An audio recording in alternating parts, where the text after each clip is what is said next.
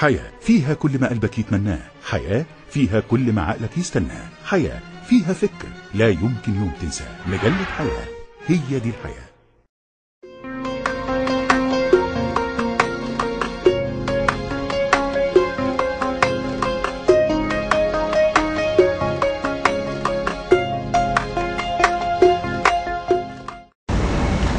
فاكرين اخر مره كنا بنتكلم على ايه؟ كنا بنتكلم، هفكركم بسرعه، كنا بنتكلم ان احنا بنفكر بطريقه غير تقليديه. تقولوا لي طيب وما الطريقه التقليديه ايه؟ اقول لكم الطريقه التقليديه اللي هي اللي احنا متعودين عليها كلنا، نروح للدكتور نقول له عندي صداع ناخد دواء عشان يوقف الصداع. احس ان انا عندي اكتئاب.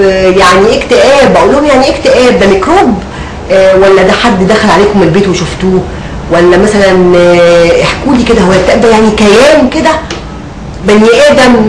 مش فاهمه يعني ايه جالي اكتئاب. يقولوا لي يعني مش قادره اتحرك، حاسس اني تعبان، ماليش نفس الحاجه، مزاجي معتل. طب اروح بقى للدكتور النفساني ويديني حبوب عشان تعدلي المزاج بتاعي. دي الطريقه التقليديه، واحنا مش ضدها ومش بنقول يا جماعه ما تروحوش الدكاتره، لا خالص، اوعوا تفهموا ان انا بقول كده. لكن انا بقول احنا بنفكر بطريقه غير تقليديه. يعني ايه طريقه غير تقليديه؟ يعني كل الحاجات اللي انا حكيت لكم عليها قبل كده وهحكي لكم عليها النهارده. ابسط حاجه بنقول انه، وده بقى الشعار بتاعي انا فمحدش ياخده ويقول ان بتاعه، بنقول انه المرض لا يهبط من السماء والشفاء لا ياتي معلبا، ولا حتى في ازازه دواء غير تقليدي من الازازه اللي انا بديها للناس. الشفاء لا ياتي معلبا ابدا. لازم انا اعمل حاجه عشان اوصل للشفاء، لازم انا اعمل حاجه عشان الاكتئاب يروح، لازم انا اعمل حاجه عشان حياتي تبقى احلى، لازم انا اعمل حاجه عشان بلدي تتغير، لازم انا اعمل حاجه عشان عيشتي تبقى ايسر، لازم انا اعمل حاجه عشان دنيتي تبقى احلى. لكن ما ينفعش افضل قاعده مكاني كده على الكنبه زي ما معظم الناس بتعمل، واقعد العن الظروف والايام واستغفر الله العظيم يا رب الزمن، واقول ان السبب والمشكله اللي انا فيها دي وكل اللي انا بعاني منه مسؤول عنه ناس تانيه. كل حاجه حلها عند الناس التانيه. طب امال انا دوري ايه؟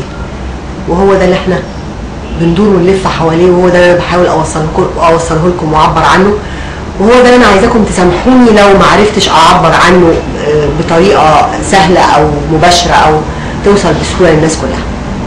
اخر مره كنا بنتكلم على الاهتمام بالتفاصيل. التفاصيل يعني ايه؟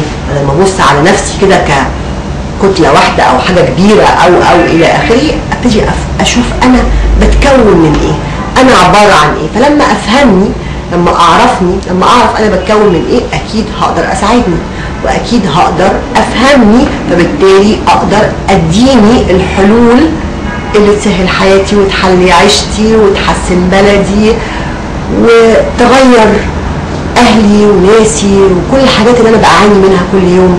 مفيش حد فينا ممكن يعيش في مكان مش مظبوط او في مشاكل ويبقى مبسوط.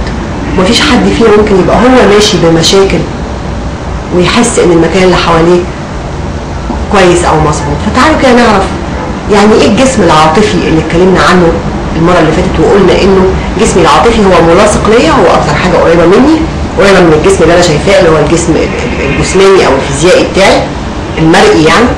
جنبيه على طول في كده جسم طاقه اسمه الجسم العاطفي. الجسم العاطفي ده بيحمل كل المشاعر، وقلنا المره اللي فاتت ان اهم المشاعر هي الحب، واهم شعور بالحب هو شعوري بحبي لنفسي، واتكلمنا في الحكايه دي كتير وهنتكلم اكتر النهارده وهنطبق اكتر. بس هقول ان الحب كده بيمشي جنبه حاجه مهمه قوي اسمها الصبر. ما هو حب من غير صبر مش هينفع.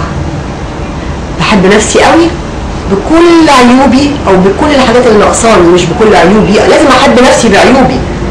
عشان ايه؟ ابتدي افكر طب احسن العيوب دي ازاي؟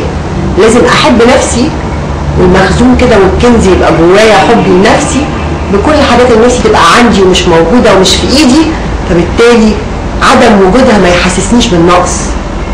لكن مع الحب لازم يكون في صبر. اصبر لغايه ما اقدر اغير عيوبي، ده الاول. اصبر لغايه ما اقدر احصل على الحاجات اللي انا بفكر ان انا نفسي تبقى عندي. بس على فكره لو كنت كل ما احب نفسي اكتر كل ما احتياجي لحاجات من بره يبقى اقل. ما هو اصل ما فيش حاجه تمنح. هو احنا بننزل نشتري ليه؟ الناس المبتسمه اللي بتحب، الناس المبتسمه اكيد بتحب نفسها على فكره. ما حدش ما بيحبش نفسه وكاره روحه ومبتسم استحاله. فالناس المبتسمه اكيد بتحب نفسها. تعالوا بقى ننزل الشارع كده ونبص حوالينا هنلاقي ان غالبا الناس المبتسمه ما بتاكلش كتير. ما هي اصلها مبتسم، فحبها جواها، كنزها جواها، شبعها جواها، فمش هتاكل كتير. الناس المبتسمه مش هتبقى عايزه من كل حاجه كتير. زي ما انا بشوف كده مثلا العيال بتزن، عايزه تشتري عايزه تلعب بلاي ستيشن، عايزه تلعب بلاي ستيشن، عايزه تتفرج على التلفزيون، مفيش حاجه كفايه، مفيش حاجه بنشبع منها بسرعه، مفيش حاجه بنكتفي منها. ليه؟ لانه الكنز اللي جوه ناقص. الاحساس بالاتزان الداخلي والسلام الداخلي ناقص، وده ما بيجيش غير من حبي لنفسي اللي بعد كده بينعكس ان انا اقدر اوصل الحب ده للناس اللي حواليا. الصبر بقى اللي بيمشي جنب الحب مهم جدا، لانه هصبر على نفسي لغايه ما اتغير، هصبر على الحاجات اللي عايزها لغايه ما اجيبها، هصبر على الناس اللي بحبهم لغايه ما اعبر لهم عن اللي جوايا، او اشرح لهم الحاجه اللي مضايقاني، او افهمهم اللي هم مش فاهمينه، هصبر عليهم لغايه ما يفهموا ولغايه ما يتغيروا، هصبر لغايه ما اوصل لمكان عايز اوصله. يعني مثلا مفيش حاجه بتتحرك او بتتغير بزرار غير النور. طفي الزرار لتحت يطفي النور، ارفع الزرار لفوق ينور النور، او اي مكنه تانيه ادوس الزرار تشتغل، ادوس الزرار تقف. لكن كل حاجه في الدنيا وكل حاجه حواليا عشان تحصل محتاجه تعدي بمراحل، والمراحل دي غالبا بتاخد منحنى. يعني الحاجه تبتدي وبعدين تبتدي تزيد او تبتدي تشتغل، تبتدي تعلى. المنحنى ده عشان يحصل وعشان يتم ياخد وقت، والوقت محتاج صبر. وعلشان اقدر اصبر لازم يكون عندي حب، احب نفسي في الوضع اللي انا فيه، واصبر لغايه ما الامور تتغير. والصبر ده احلى حاجه. وصفوا للصبر لقيته خيال وكلام في الحب، كلام في الحب